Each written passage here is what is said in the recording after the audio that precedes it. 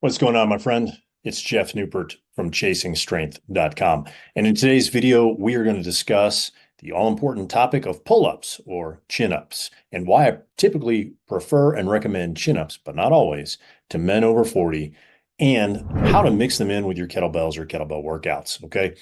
Now, I typically recommend these, but not always. All right. So let's give you a little bit of background story. As always, I don't know about you, but I was fascinated with pull-ups or strength training when I was a kid. In fact, I remember being about 3 and hanging from our T clothesline. I don't know if you remember those, but we used to have clotheslines like this, right? They're like a T, and then your lines ran parallel to each other off of the T's, right? So I was about 3 or 4, and I was hanging from there trying to do a pull-up because my neighbor, Todd Hoffman, who was 2 years older than me, could do a pull-up. That was the very first time I remember doing a pull-up or being fascinated with strength. And my love affair with pull-ups actually didn't really start until the summer between my junior and senior year of high school. And that's because I broke my arm wrestling and I need to get back in shape for wrestling. So what was pretty funny at the time was the wide grip behind the neck pull-up was supreme. That reigned supreme. That's what everybody said you should be doing, right? That's what all the bodybuilding magazines were preaching. And of course, that's what Arnold, right, preached, right? I mean, famous picture, we'll throw a picture up here of Arnold or Ah-nold, as he likes to be called, I've heard, right? Wide grip behind the neck pull-ups because you got to get that V taper, right? A big lat spread that makes you look like an inverted Christmas tree, a back so big you can show a movie on it, that sort of thing, right?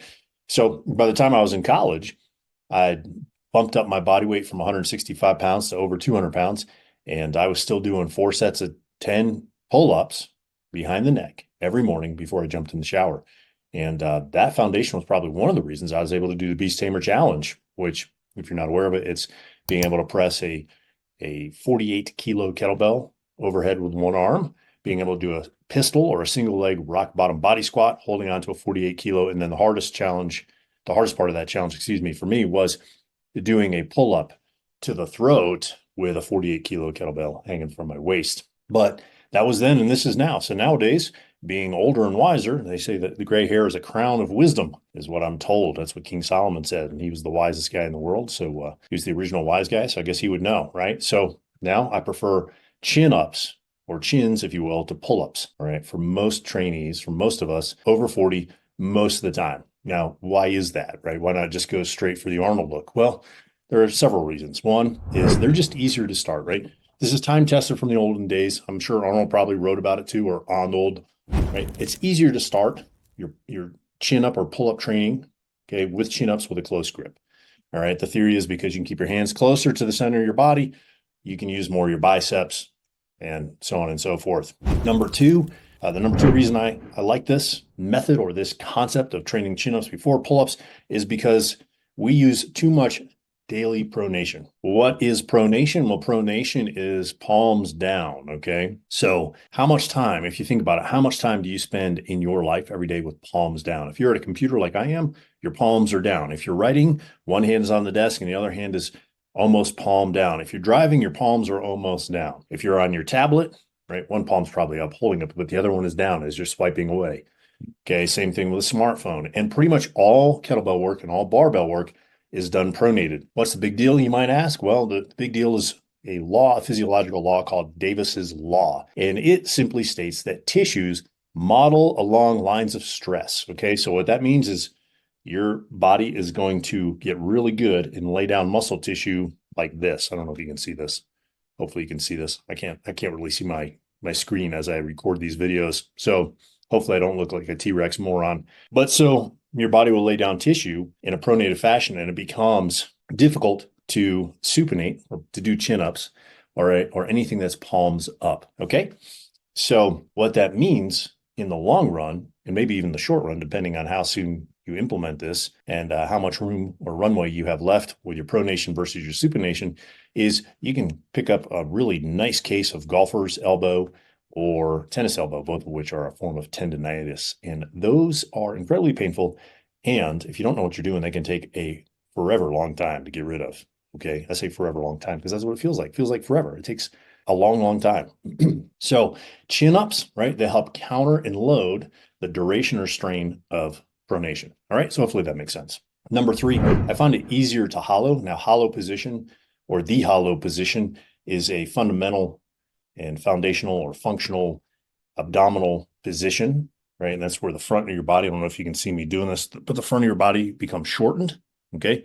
And this is a common position you'll see male gymnasts and female gymnasts too.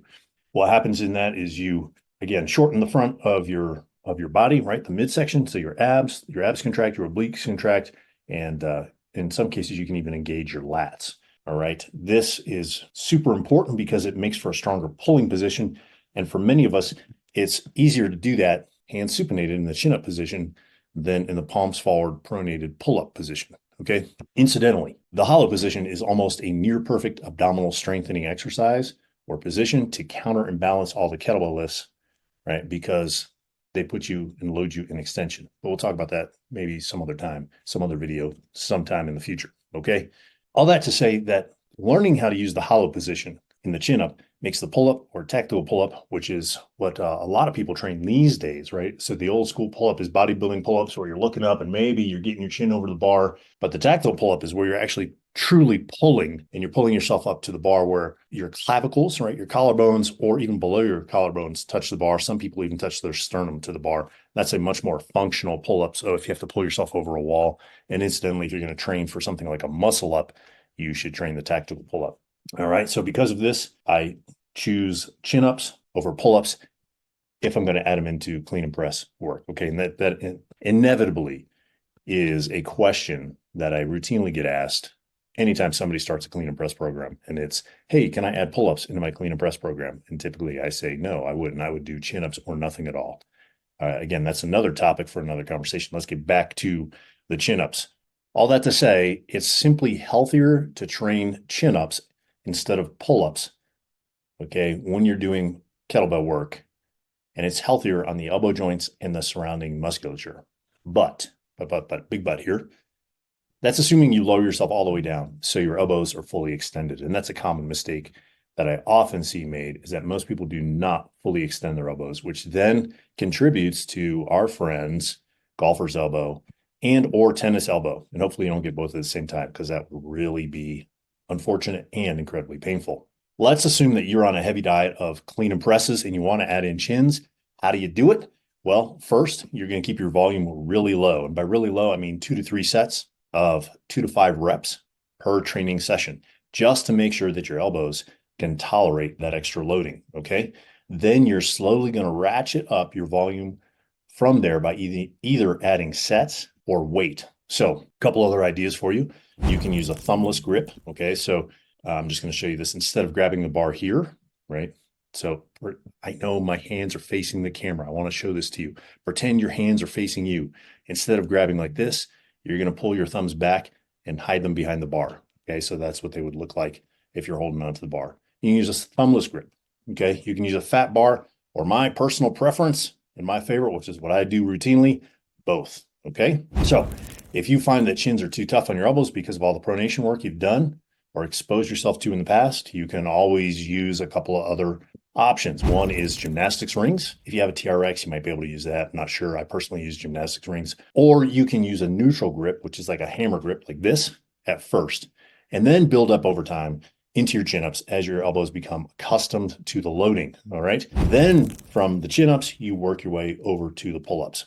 Now, you also may have to stop back at the neutral grip or the hammer grip chins before you make it to the pull-ups. Okay.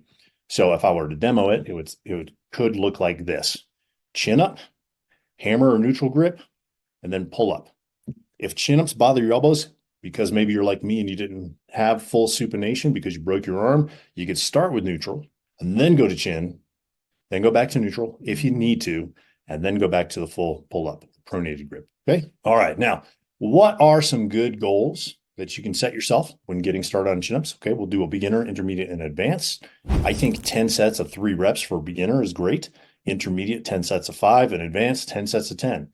If you were going to put a time limit on it, do that, each one of those levels, in about 20 minutes. Okay. How about combining those with your kettlebells, like we talked about at the title of this video, at the beginning of this video? Well, I think that combining chin-ups with swings is a near perfect minimalist or non-clean and press bodyweight and kettlebell hybrid workout program for those who are, 1, tired or need a break from the clean and press, 2, can't currently press due to a shoulder injury, or 3, can't currently press the kettlebells you have because they're too heavy. So for programming, here's some ideas for you. You can, 1, alternate sets of swings and chins. 2, you can alternate blocks inside your programming. So you do block A equals swings and block B equals chins. And then you can, so that would be within the same workout. Okay, so you do swings first for maybe 15, 20 minutes, and then you do chins. So that would be block A, and then you do block B, which would be 15, 20 minutes of chins. Okay, so block A, 15, 20 minutes swings, block B, 15, 20 minutes chins.